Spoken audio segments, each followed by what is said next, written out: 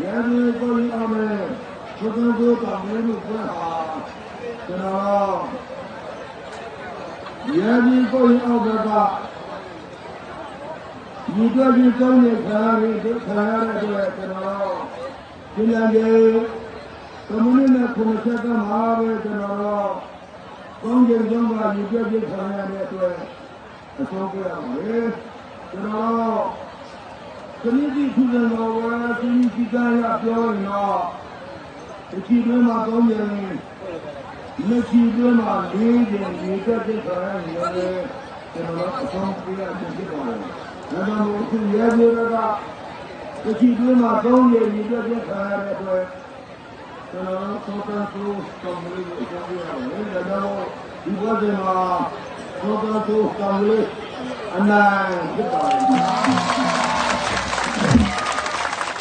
ဟောလေးကလည်းဆုံးမပေးရတယ်နိုင်စုသောတာသုကိုမကောင်းဘူးလို့ပြော